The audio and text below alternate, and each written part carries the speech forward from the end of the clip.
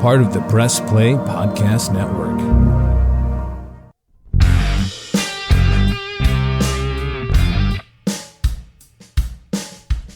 Hello. Another week, another episode of the Ball Card Show. I'm Jason Otero. I'm Gary LeMaster. And as always, we're brought to you by the Press Play Podcast Network. Gary, I got to tell you, I'm in a really good mood today. I know. I mean, I've been preparing myself mentally for the soul abuse that you're gonna heap like on I me was today. like singing musicals, like old school. Like, do you ever find yourself just like enjoying the day a little bit more? Was it like West Side Story? No, in more your like house? well, in my house it was a little more conservative, like Chitty Chitty Bang Bang. If we were gonna get into something real racy, we might watch like The Time Machine. West Side Story was a little too edgy. Well, as a Puerto Rican, I found some of the stereotypes offensive. What about that movie that Pat Boone was in, where he You're losing me. just like, I'm losing you. You guys Yeah. I assumed in your house you guys watched a lot of I mean, Pat Boone this movies. is the sports podcast. For the Sports Collective. All right, so we're gonna jump right in. I have had a great week. No Pat Boone movie talk? No, we're Okay. not talking Pat Boone. It's ridiculous. You're Guys, I'm ridiculous. excited for two things. One, Gary is about to get put through the ringer. I'm so happy about it. 1 week. Secondly, here in a minute, I'm about to introduce. I don't even know. I'm going to give myself another minute so that I don't screw up this introduction because I don't want to let the people down. It's our favorite, most degenerate friend. That was aggressive for me. I was going to say, I was going to call him a social justice warrior. He's fist pumping to my introduction. That's all I can say. But our good friend Drew is here, and in just a minute, he's going to jump in with us and kind of break down. Absolutely nothing. We just want to He's hear. just going to talk. All right, so let's jump right into it, G. Have a few things I want to talk about. Lately, things have been getting a little tense between us, just in debates about sport. It's been getting a little heated, and the streak is still alive. Ask me what streak. What streak? The streak of you being absolutely wrong That's false. about almost everything that we have you're different so opinions on. full of crap. Well, it was a really big week for me. So first off, those of you listening to the show, nothing makes me happier than when it's Sunday afternoon, I'm out working, and my phone starts blowing up from listeners that are excited about you being wrong about a lot of things. Oh, but I'm not wrong about a lot of things. I feel like I've been completely wrong about one thing. The jury is out on whether I'm wrong about the other thing. And I will say this, if I'm wrong about the second thing, I'll own that completely. Yeah. I don't wish for any player to have a terrible career. Well, there's three things. I'm talking. Oh, This is my parade, right? Okay, well, This is do you want a hat? Well, no, it's more like a Comedy Central roast. Do you want a hat? Right. Do you want like a little stick? You can just I'm like Jeff Ross. you like the Music Man? Huh? 76 trombones. No, that's not the. That's why I didn't let you do the Pat Boone stuff. Okay, go ahead. So let's just start things off with something real simple. A few weeks ago, getting a lot of messages about this. You got your foot out. There's a ready to little read bit of them. debate over. You're really, There is a little bit you of just debate. got screenshots and shit. You're just ready to go. You were so ready for the Colts to go on a 13 to 4. I own it. Let me I own talk. the Colts. Let They me look talk. bad. No. They look bad. Can I finish the sentence? You can. But Excuse me, Taylor. I'm going to let you finish. I'm preempting But you. Beyonce had the best video of all time. Thank you. It works. I don't know how Kanye did it, but it works. I was going to make a Chris Brown joke. So but I'm you not. started out, and I thought as well that the Colts looked really dangerous. They're going to add Matt Ryan into this roster. They already have a big threat at running back. You have some young talent at wide receiver. The Colts are definitely a playoff team, really strong. And you came out of the gates like 13 to 14. Now I'm going to say 10 to 12 is what I felt I said comfortable 12 with. to 13. not Now we're 13 saying 12 to 14. 13. No, I said do 12 have to a 13. listener, Ryan Ratchford, down in Southern Ohio, that has clip of you saying 14 the first week, and the second week saying 12 to 13. Okay. So maybe he doctored that. Maybe he downloaded it and took the time between work and life to. Actually, he didn't send me an audio clip, but Yeah, that's he's because pretty it sure that you doesn't said exist. 14. But 13. Let's go with 13. I said 12 to 13. You And know, I felt Colts, pretty good about Colts 13. are 0-1-1 so far. How you feeling? They look bad. Matt Ryan looks like he's 800 years old, and the offensive line is not playing very well. Jonathan Taylor doesn't look good. Receiving core has been hurt. It doesn't look good there. Would you say that the you're- chances of them winning 12 to 13 games at this point are very, very, very slim, if not completely out the window. So high probability But I that was you wrong are. there. 100%. I'm sorry. Yeah, One more time. I was wrong there. Okay. They do not look good. Let's move on to part I number hope they 2. turn it around. No, that's good. They- We're good they there. do Do you not want to look sing good. the song again? The trombones came. What was it? You were the one talking about a parade. Yeah. Okay. Up next, You've last lost all week. interest. Last week, we we went position by position, and you broke it down very clearly to me on how your team was far superior going into this Sunday than mine on Fantasy League. Oh, I forgot about fantasy. Yeah. Your team went off. Yeah. So Your team went off. And I don't know exactly how what a close margin is on a final score did in you break fantasy. the scoring record for the league? I don't know exactly. This could be more neck and neck than I realize. You know what I mean? Like if if someone's never been to a race or a drag race, you would assume that hey man, those cars were kind of close together, but then you find out it was like a second and a half difference. They weren't that close, Did right? you score 180? Well, it was 169.82 to your 80.74. Oh yeah, no. I had 2 dudes that got put on the injury report late. I had to sit on the bench. But even if they had played and everybody had played, your team just went off. You had guys have career days, like 5 different people. Yeah. Career days. Yeah. We're going to hear about that here in just a second because one of the guys I had on the bench. Wait, so does that mean that your projections for Fantasy Week this last week, you were. Oh, my team laid an egg. Yeah. Were you wrong about your projections on what was going to happen? happen? Is this shit we're going to do for the next hour? No, this is just this segment, and then we'll move on. But in this particular case. I took the L for sure. But were you wrong? I started the best Because roster a that week I could start. ago, if you would have said, "Hey, man, anything could happen," I'm liking my team, but it seemed like just kind of position by position. I remember you kind of dismantling. I felt like my team was in a better spot. Were they? No, not last week. They weren't. That's why I said I took the L.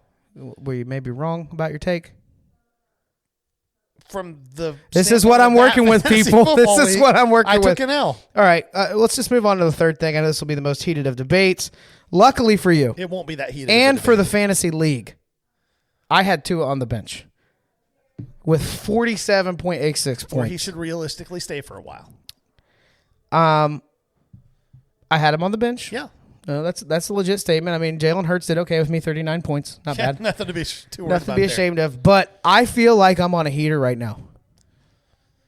A heater of you being in a variance. And it's making me... I'm riding the back end of variance right now. And Yes, You're enjoying it, aren't you? I am enjoying this so much. Well, all right? so here's the thing about Tua. No. I'm No, just... we're not going to talk about Tua? I thought Well, that's what we were going to talk you want to about. debate him? Well, there's nothing Let's to go debate. ahead. Let's go ahead. It's fine. What's there to debate? What did you have pulled up? I No, know you I'm- came prepared. So Tua had an amazing game.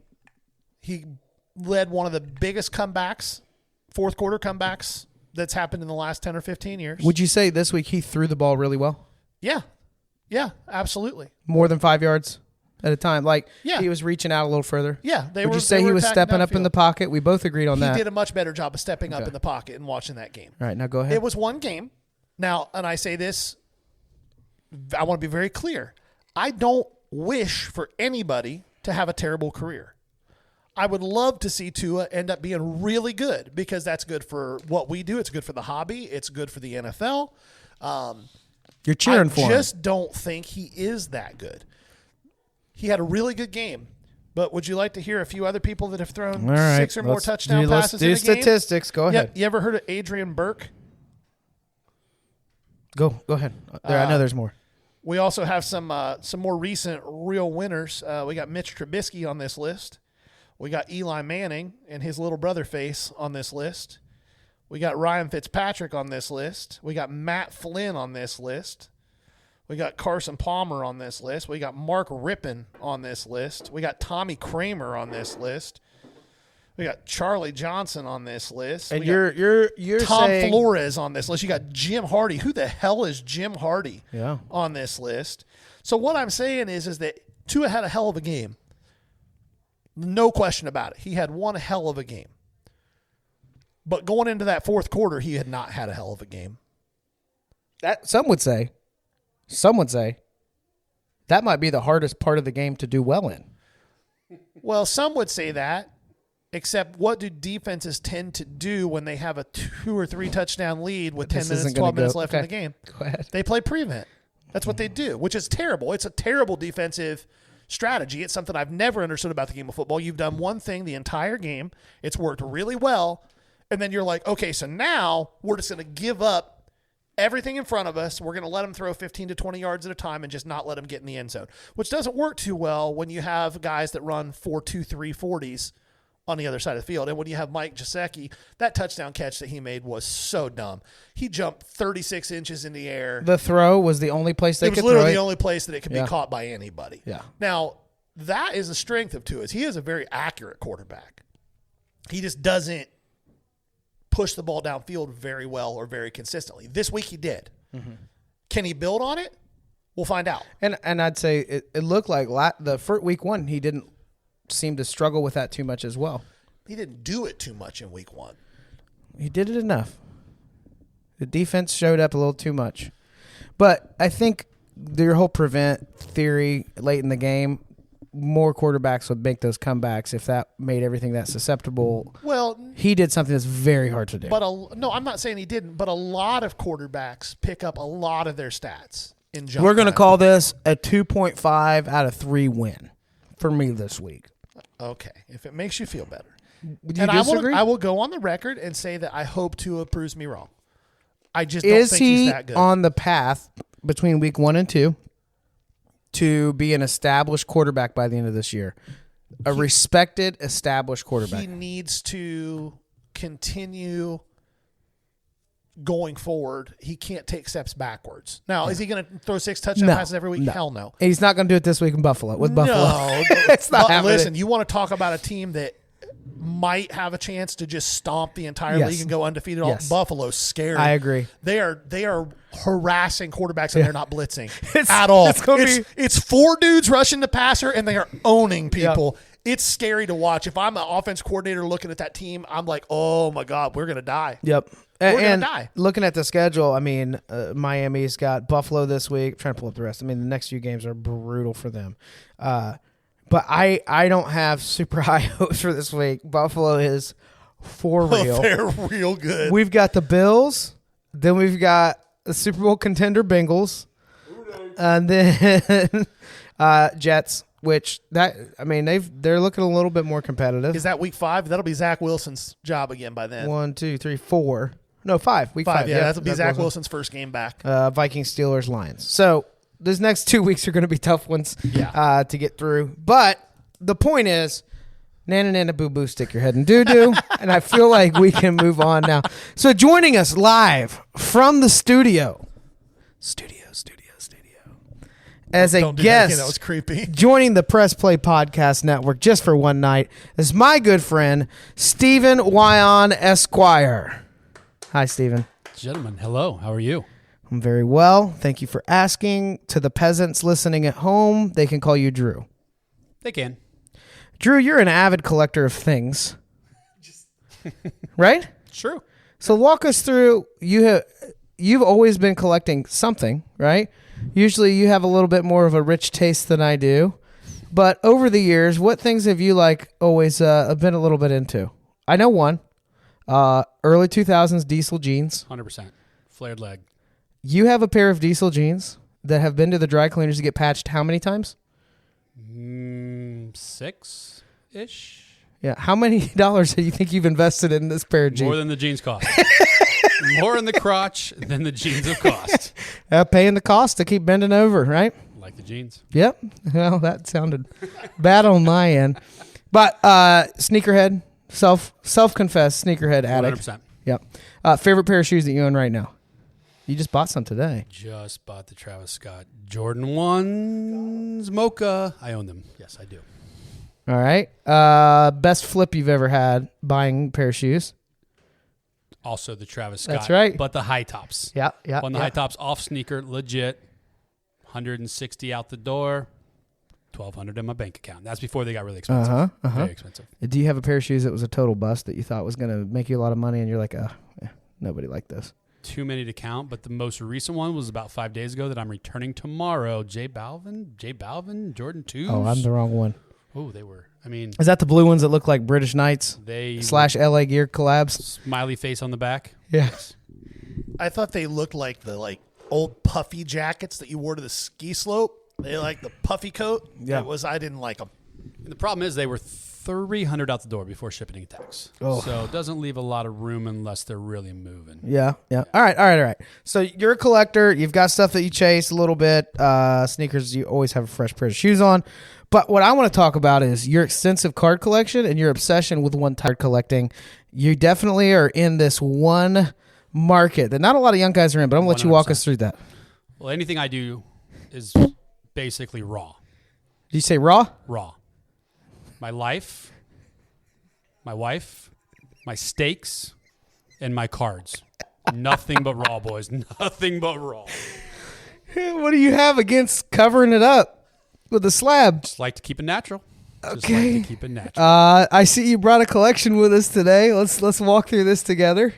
These are my 3 prize cards. I have a lot, but as 2 of my best friends, you guys know how I roll when it comes to cards. I have a autographed Tom Brady, which may or may not be autographed by me, That's the beauty of raw. but you don't know. Yeah, you don't have to send it don't- off for somebody to authenticate it. That's why I keep it raw. And I also have what I consider my favorite card, the Bo Jackson black on black Let me score. see Go this. ahead and take that. Yeah. Some people say they have. What did you call the corners? What was the word? They're more than a little soft. Guys, what I'm looking at right now is a 90 score Bo Jackson. 3 beat corners in a 1-touch, no penny sleeve. It's raw, baby. It's raw. It's an old card, but that sits in my office and It motivates you. when I need inspiration. I mean, look at him. where He's I go. just saying, come on, Drew. Bo looks super hard, and Close those corners this are deal. super soft. Yeah. All right. Last but certainly not least, I think you grabbed this one off of my table last week or a couple months ago. Well, I've been saving this one. I think he's going to come around. Jonathan India, it's a top prospect. It's got a lot of shiny things and some good corners, but we definitely keep this one raw. All right. So let's get down to what you like about us liking cards. Being able to flip this stuff. Let's make some money. That's right. what I'm talking about. Yeah. So I want to dive a little bit into gambling. I love to gamble, I know that. You're my favorite gambler. and I'm the worst and the best at the same time. Yep. When it's good, it's good. When it's bad, it's bad. But the only time I ever got you interested in sports cards was when we found a Facebook group where you could play poker for cards or a cash buyback. Greatest thing ever, 100%. Yeah. You jumped thing into ever. that, and for a week, 2 or 3 hands in, all in. All in, Every time. every time. And that's how you got that Tom Brady. That's exactly how I got that autographed Tom Brady. Special. Raw. Special. All right, I want to move on to something else. Oh, go ahead. Go ahead. Yeah. No, I was just swinging the Oh, mic for those back. of you listening at home, in our studio, our additional mic is malfunctioning. So, By malfunctioning, you mean it doesn't exist. yeah, Gary's having to just turn the mic back and forth. What are you going to say? No, I was just swinging the Well, mic I was going to back. ask him about soccer. Oh, I didn't know thought you were were going to ask him a question. No, You just no, took no, the no. mic away. I don't care. Who's You go ahead. Kanye now? Wow. Whose show is this? Press Play Podcast Network. Yeah, Mike, I don't talk to people All that are right, broker than just me. real quick, Drew. I want to talk through soccer just for a minute because what we're seeing as the hobby grows and you're starting to have these super high-end products is people are starting to look outside of the sports that they watch. Yeah. And there's a massive, massive international market for soccer cards. And you're like football guy, baseball guy, basketball guy, but you've always been a big soccer guy. I want to hear you're probably the best salesman I know. I want you to make your elevator speech on why hobbyists need to get into soccer, what they're missing out on.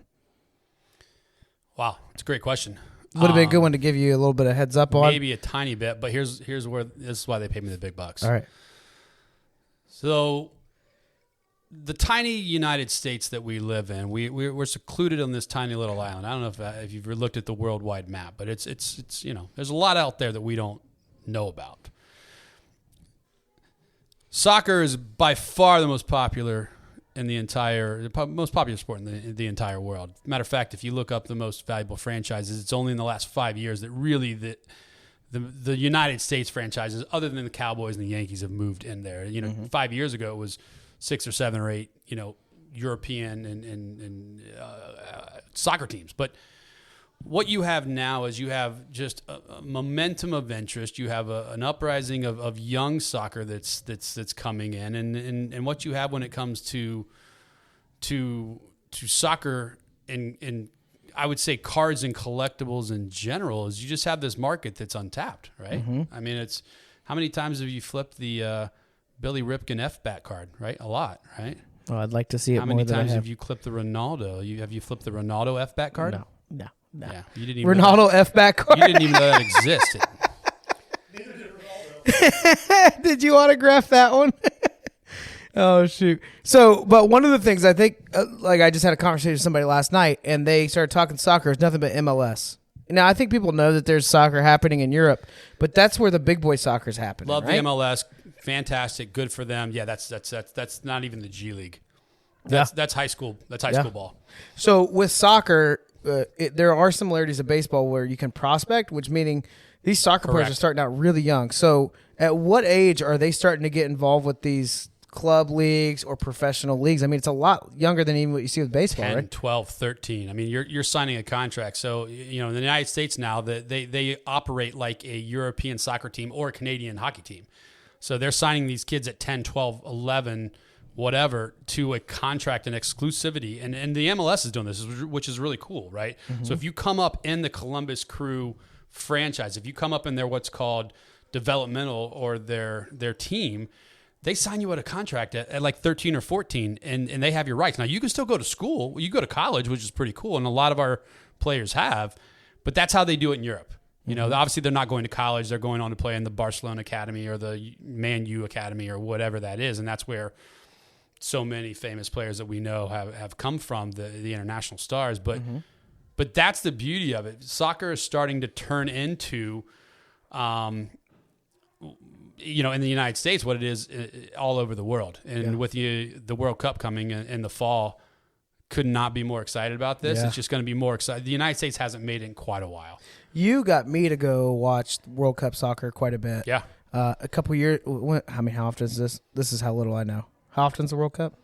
Every 4 years. Four. So last time you had me get up. You said, "Come on, bro. You're gonna go have Early. You're gonna go have some shit on a shingle. We're gonna drink some beers in an Irish pub, and we're gonna drink some Jameson, and we're gonna watch some soccer. Early. Yeah.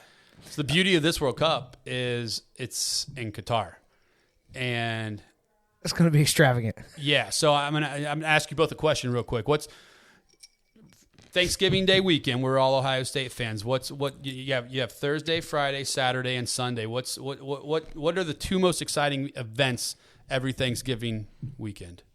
Oh, It's not hard. Ohio State, Michigan game. Correct. Macy's Day Parade. Fair. And Thanksgiving the turkey, right? Thanksgiving turkey. Not Oh yeah, this year. Thanksgiving itself. Not this year. Yeah. Do you guys know what happens Friday of Thanksgiving weekend at 2:00? Tell me. In the morning, afternoon, what were the Afternoon. Oh, I could sleep in. United States versus England. Oh. And that's what we call getting a mud hole stomped in your ass. Or is what's going to happen. Back-to-back champs, 300 the biggest years. upset that's ever happened. I mean, bottom line, guys, you have Turkey on Thursday, USA versus England, and then the Buckeyes versus Michigan on Saturday. You won't see me for 2 weeks. I'll be recovering. That's just going to be a I flash. thought you were telling me. Isn't England rolling country- out, though? Like, isn't their front line stupid? Like, it's like Jude Bellingham and who's the other kid? Gavi doesn't play for – he isn't England. He's Spain. See, I've picked up in soccer a little bit. Yeah. you had that didn't guy. know. You had that one guy in England. England is heavily favored. We are by far the underdog, but the point is that we're on the show. Yeah. And the point is we're getting Friday at 2:00 with the entire world watching. It's going to be a big deal. We got to show up. All right. Well, this is just a little teaser.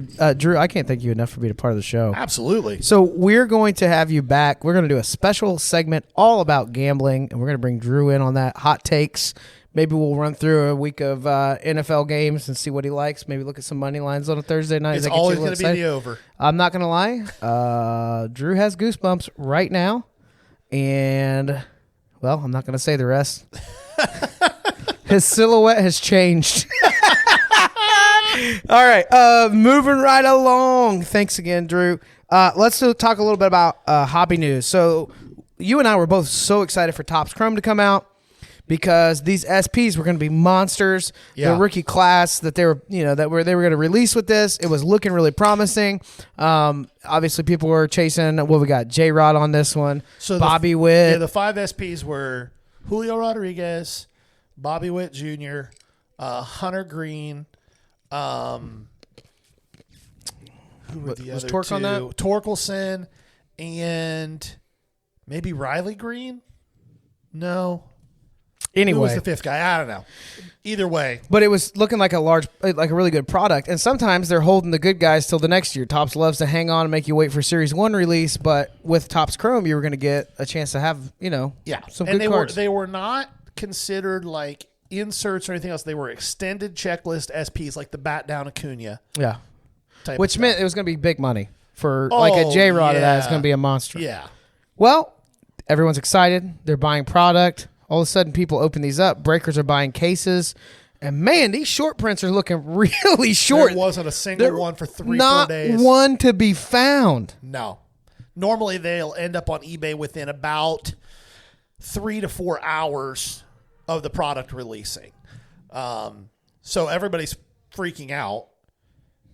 Well, and then you had idiots who were like, well, you know how people are. There's always idiots that take the establishment side no matter what. Well, maybe it's just, how do you know? Listen, I've been doing this for a long, long time. In the first 4 days, I would be willing to bet that there were at least 10,000 cases broken by breakers. Yeah. Not a single one. Yep. You can't tell me that it's that short printed. Like normal, like Bat Down Acuna was 1 in every 3 cases. Yep. So we should have seen several hundred of these. Yep. Like bouncing. And I would see this happening with Panini more often just because of some of the goofy stuff that's happened in manufacturing, customer service reputation. I'm a little bit bummed that this was happening with Topps. But the other thing was, at first there was a little bit of a defensive response about this, right? But from who? From Topps. No, Topps just was mum. They just weren't saying anything. Well, that's what I would say. They weren't owning it. Yeah, they because weren't saying didn't anything. even know what happened is what it sounds like. Yeah, so then they came out with a statement, and they dropped the statement at like 10 o'clock at night. A wonderfully smart. So the only person at Fanatics right now really earning their money is their PR team. This is 2 major screw-ups in 3 months. First, we had the forged signatures, the Austin Meadows, Randy Arozarena signatures, the obviously forged stuff. And now this. So Topps releases a statement, and their statement was super carefully worded. Mm-hmm. Said, due to miscommunications in manufacturing, these cards have not been put into hobby product, is what it said. It didn't say anything about retail. And they came up with a solution. I don't know that it's a good solution, but I also don't know what else they could have done. The solution was, if you can prove that you purchased a box or a case, they would send you 1 silver pack for every hobby box product that you. But they're still not guaranteeing exist. any short prints. No, they're not guaranteeing, but they were going to randomly insert those into these newly formed packs, right? Well, the problem with that is how many people already paid for a break. Well, we're buying into breaks. And here's the problem. There are a lot of stand-up breakers out there. There really are. And they will do the right thing. The big names, Leighton, Mojo Break, Ultimate Box Breaks, like the guys who've been doing this for a long time and have a large clientele and who this is like how they make their living, they'll make it right. Geo Breaks, like those guys. But for every one guy like that, one company like that, there are 10 or 15 dudes who break out of their mom's basement. There are 10 or 15 dudes with a box cutter out to their employees. Just wait, because here's what's going to happen. Those guys are going to get these packs. Yep. They are not going to make it right and go back and say, okay, these people have bought these teams in this break, and it was this case, so I'm going to rip 12 of these packs, and if they hit, they get the cards. I guarantee you these dudes will be running new breaks with just those packs and double dipping. So Topps released that statement, and immediately hobby box prices tanked. And I think that realistically, those hobby boxes are going to get down to 170, 175, which is where they should be. They came out at makes me feel a little bit like ripping some hobby. Yeah, they came. I would buy some hobby at that. Yeah. Well, then yesterday they came out with another statement. The cards also didn't make it into retail. Well, here's a problem. You know what hobby I mean, you know what retail price is on blasters of Topps Chrome this year? Too much. At Walmart and Target, it's $35. At Meijer, it's $40. Without those in there, it's rough. In that same statement, they did let us know that they did make it into the Hobby Light product. Well, guess what the Hobby Light product prices did immediately? Almost freaking double.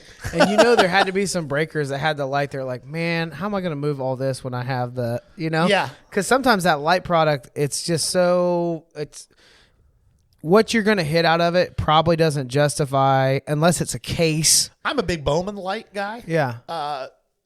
Because but you need multiple boxes to make a break worth it. The light product doesn't guarantee autographs. Yeah. But Hobby guarantees autographs, and 75% of the time you're getting a turd autograph anyway. I'd It's rather have a really good middle shot. relief pitcher. Yeah, I'd rather have a really good shot at some good color and call it a day. So they're only in the light product. So the light product released at like 160, and it's almost 300 now. Yeah. And Hobby released it 3 to 350, and it's at about 240 to 250 now, and I think it's going to continue to drop. There are still some cool cards. There's still some SPs. There's still autos like the Julio autos, the Bobby Witt autos. Those are still out there in Hobby product. But the extended checklist SPs, which is what everybody was so excited about, they're not there. So if Fanatics has done some really cool things, and I like a lot of what they've done, but they've had two really big screw-ups in the last 4 product launches. They got to get their stuff together. Yeah. They really do. They got to get a couple things figured out. I wonder if it kind of makes me wonder, like, over the next couple of years, as everything's transitioning to whatever Fanatics is going to be, is there going to be more bumps in the road of them putting new systems in place? More products are going to have issues. I think so. Yep. Yeah. For sure. It's sad when you see some staple products like this where you're starting to deal with it. I know a lot of baseball collectors were really looking forward to this product and it release. looks like, from what I've seen, I've watched a few cases get ripped. The scary thing about the product that I've seen, especially now that the SPs aren't in there, is the value return on the product has been brutal. I've seen cases, and some people were in these cases at $6,000. I've seen cases get ripped and pull $400 of cards out of the case. Like, rough. Yeah. Like, really, really rough. So they're going to have to figure something. And the quality control on the product this year seems to be really poor too. A lot of scratched up cards. Yeah. Centering hasn't been a thing, but there's been a lot of just like rough quality control as well, which is a bummer because that's something that Topps always had over Panini. Like, Topps' quality control was so much better. But if they're ramping up production and they're not putting systems in place to cover that quality control with ramped up production, you're going to have some messes on your hands. Yeah, I agree. I'm bummed out about it. I didn't write down a whole lot of other news because I was just mostly excited about our intro of trying to make you look bad. NFL. We're going to do a little segment before we wrap up here. Bust or breakout. Just a couple positions that we're talking about, but players that on the fantasy end, there was a lot of hype around. People were excited about them having a big year, and they're either not doing it or it might be better than we thought. Up first, QB, we mentioned it. We actually mentioned both positions, but we're going to break it down a little further. Breakout or bust year for Matt Ryan. It's been bad so far. What is happening? He looks like he's 70 years old. This reminds me of when the Reds made a trade involving a guy named, I think his name was Majewski, a relief pitcher. But there was a whole thing about damaged goods, and did you really send a healthy player without injury? It didn't look like Matt Ryan. It didn't even look like an aged Matt Ryan. Yeah, so Matt Ryan Didn't have a lot of help. No. This Sunday. Well, so what's happening right now, I think, one, the offensive line is really performing poorly. That's been a lot of Jonathan Taylor's issue, the offensive line. Which he had a terrible week. Yeah, 4 which is touches. Surprising. Help me understand, and this is football IQ stuff. He had 4 touches. Yep. Is it just not when the pocket's being torn apart like that, or the line's getting destroyed? Is it just not worth risking it? Is that what's going through their mind? Well, I think it's twofold. One, a play caller is going to attempt to take whatever the defense gives, and you also saw Matt Ryan check out of runs a lot. Yeah. Because the defense was putting 6 and 7 guys in the box. Yep. And to an extent that was successful, but you know how we had talked all the way leading up into the season, and I still will say, like, there are quarterbacks that aren't capable of pushing the ball down the field, but that's never been Matt Ryan. Right now, Matt Ryan does not look capable of pushing the ball down the field. Now, it doesn't help that his top 2 wide receivers were hurt. Yep. They're splitting Naheem Hines out wide because Michael Pittman's out, Alec Pierce is out. Like, That really doesn't help. no, it doesn't help at all. You got Because everybody's calling your bluff and saying... Paris Campbell at that point is your best healthy receiver, and he hasn't played more than 4 games in 4 years. So it's like... Stack the box. Yeah, that's what was happening.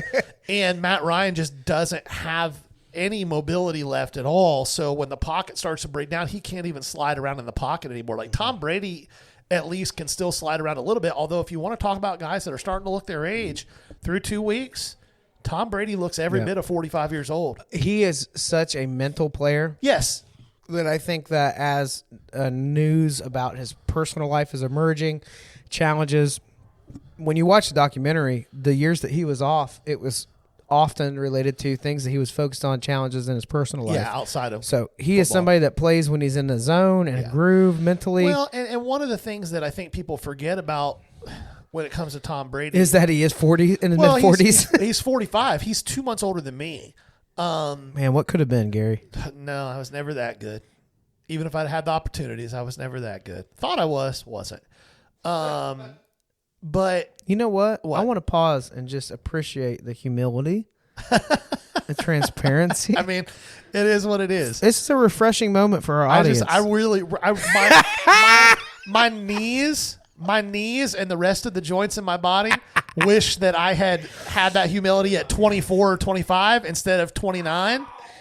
But the thing about, so Peyton Manning is a really good example of somebody at the end of their career had lost all physical. He even talks about it now. That last year he played, he couldn't throw the ball 30 yards. Well, getting out of bed he said, you start out, you wake up Sunday, you're sore, you go do what you got to do.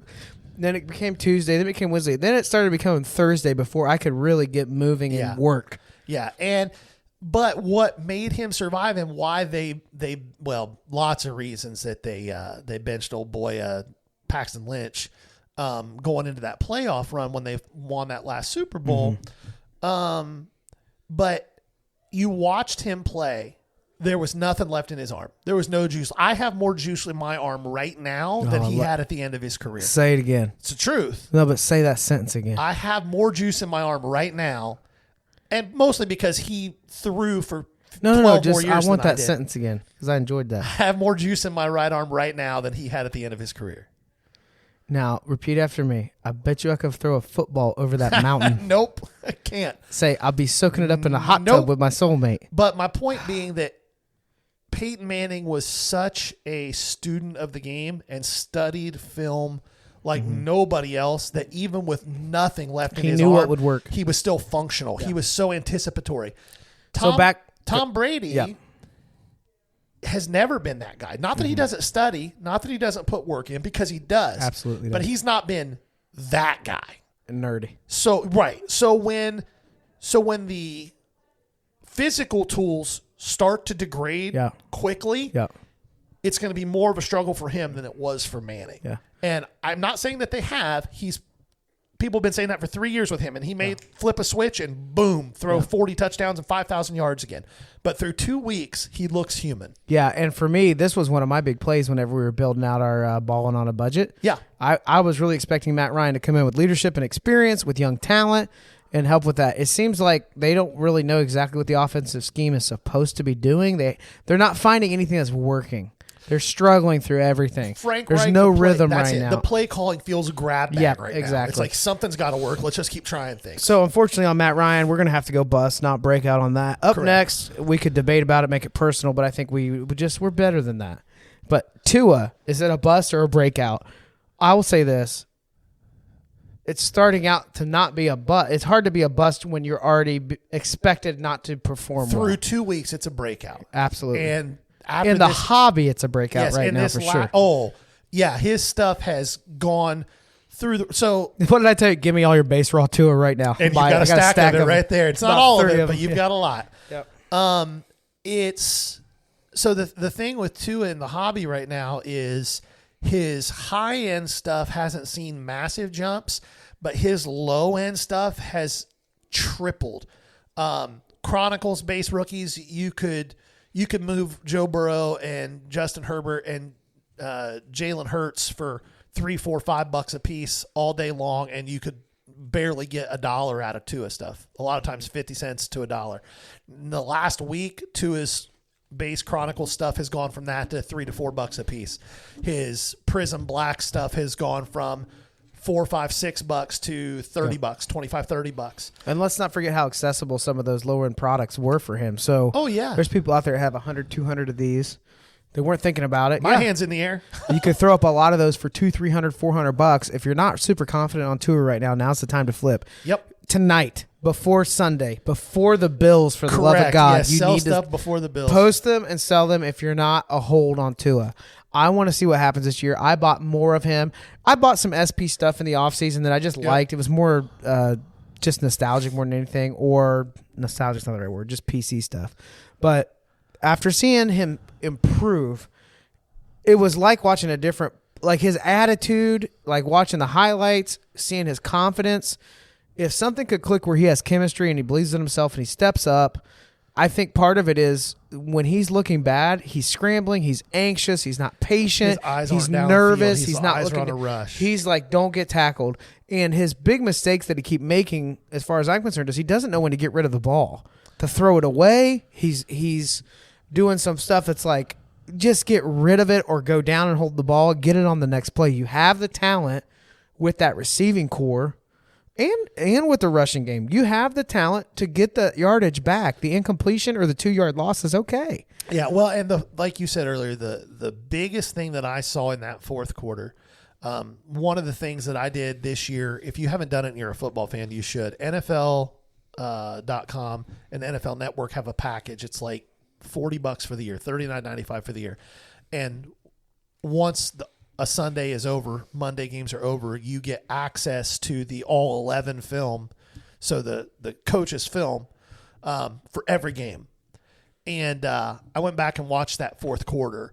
And the one thing that I saw that was encouraging more than anything else to me wasn't the decisiveness or things like that, because he's never necessarily been indecisive. He's just made the decisions that Marcus Mariota makes, which is check the ball down. Yeah. A little bit too weak. But he was stepping up in the pocket, not dropping out and trying to spill out of the pocket. We call that not spilling. Jalen Hurts. Yeah, he's not.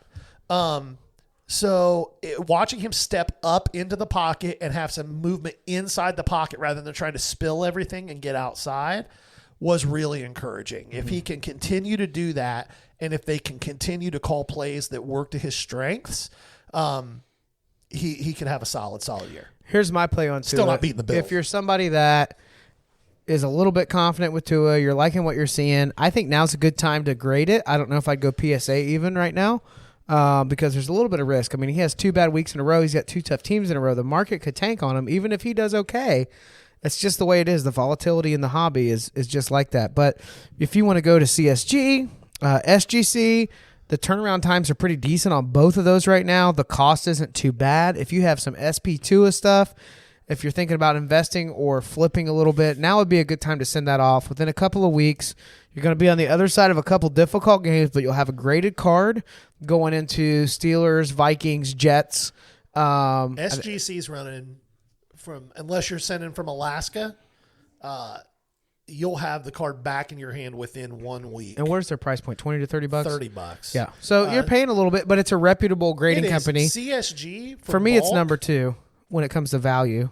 As far as, Yeah. CSG right now from a bulk standpoint is where my bulk orders go, because they just lowered their threshold for bulk to 25 cards. It's $15 a card. I just did a 50 card bulk order and I had it back in 17 days. Now, the trade-off with CSG versus SGC is SGC has a reputation where these people that, you know, when you start to get traction in your eBay store, you have a lot of sports cards, LCSs, and people that sell online that are buying and trying to make that 15-20% profit.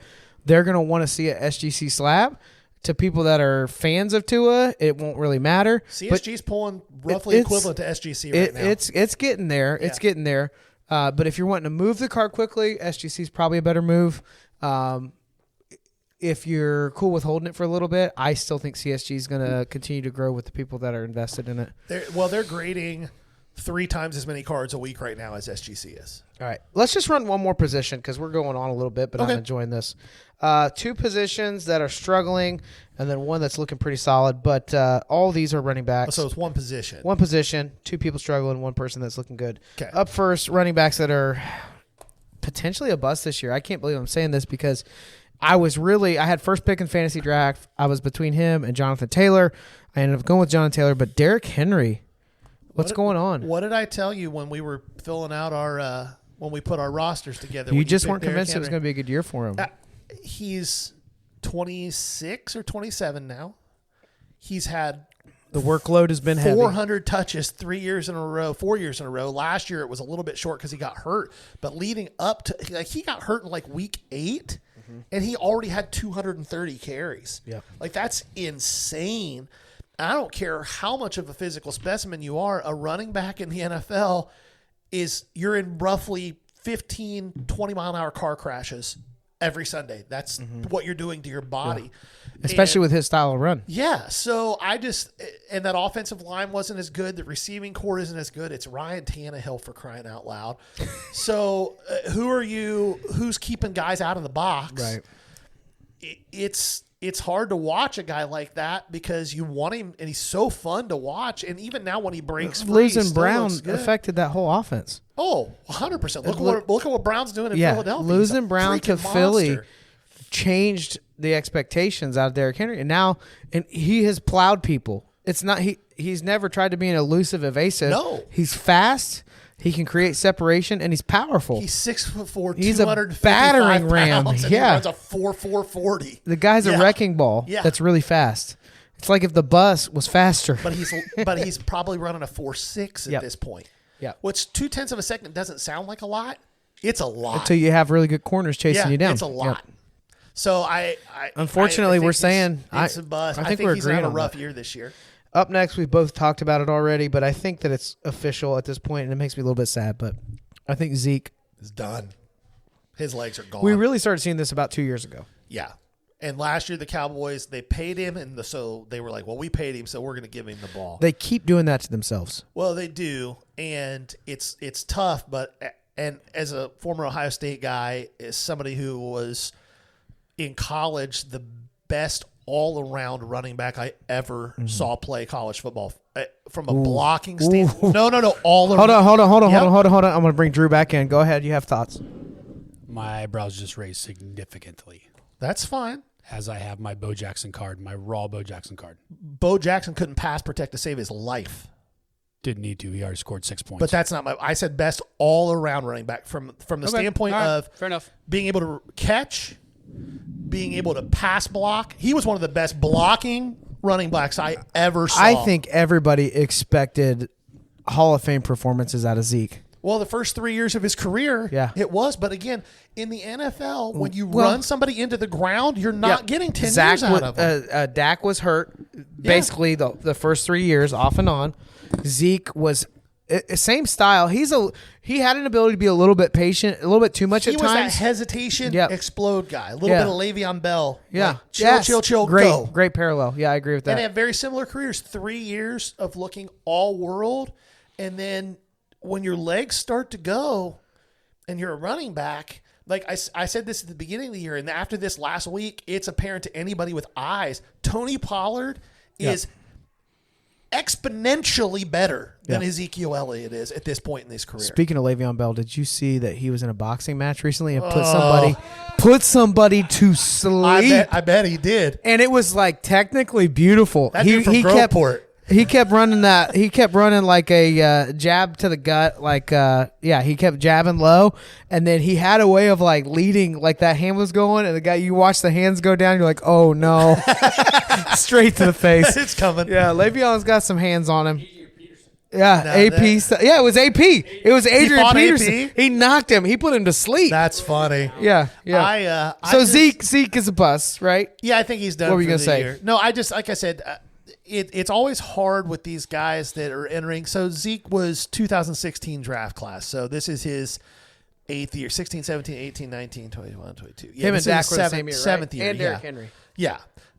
This is their 7th year in the league. Running backs, not too many running backs stay productive after 6 years in the NFL. They just don't. The ones who do are the outliers. Yep. And that offensive line has gotten worse and worse over time.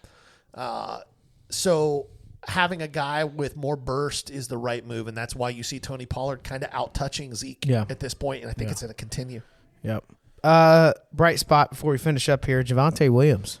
Yeah. Looking pretty Week 1, you know what doesn't look good in Denver? Nathaniel Hackett. That dude is over his head so bad, it's not even funny. The first week of the season, it was almost a 50-50 touch split between Javonte Williams and Melvin Gordon, and it was a joke. You're watching the broadcast. I always watch the Manning brothers on ESPN Plus because it's more entertaining to me than the regular guys. And they had Shannon Sharp on, Hall of Famer, Bronco great. They had Shannon Sharp on, and Shannon Sharp is just losing his mind. Javonte Williams on the sideline watching Melvin Gordon get touches, and Shannon Sharp is losing his mind. I was too. This last week, it was about 75-25 Javonte Williams to Melvin Gordon, and lo and behold, Broncos win. They don't lose. Yeah. I think going forward, you're going to see that 75 to 80% share and touch carry to Javonte Williams. I think he's going to have a really, really good sophomore year. Yeah, breakout year. I agree with you there. Yep. All right, so next week we'll pick up some more positions with that. I kind of like that segment. Sounds good. That's a good one. And one final thing before we finish up today. Fire. We need to put a wager on this Bengals-Dolphins game next week. Oh, Miami's going to be coming off of a rough Bills. So here's what I'd like to Cincy? propose. It's in Cincy. Okay. It's a Thursday night, short week after the Bills. It's going to be tough for Miami. So we're going to record and watch this game. Yeah. So here's what I'm thinking. You and I will be on a cruise ship in 2 weeks. Yep. First $50 casino credit comes out of the loser's pocket for them to gamble on the ship. Okay. I like that. Yeah? Are we straight up or against the spread? Just straight up win. Straight up win, no spread. $50 Miami. Okay. To $50 Bengals. Done. Casino credit. Yeah. Done. Right. Shake on it. Do we need to? Is that where we're at in the relationship? Reverend Drew Wion is watching, officiating this moment. I'm on a hot streak. You know, you've been losing a lot. You've been wrong a lot. I'm nervous because the Bengals can be really dangerous. It's looked a little weird from them so far this year. It has. It's been, as a Bengals fan, it's been a little bit difficult to watch. There have been some weird coaching decisions. Burrow early in games has looked really just skittish in the pocket. But I still think they can come around. They're only one game out in the division. They're 0-2. Everybody else is 1-1. Well, the Browns are 2-1 now because they already played. And the Steelers are 1-2. So a win gets us right back into the thick of things this week, and then we're rocking and rolling. Yeah. All right. I like it. This has been the Ball Card Show, the sports podcast. For the Sports Collector. See you. Peace.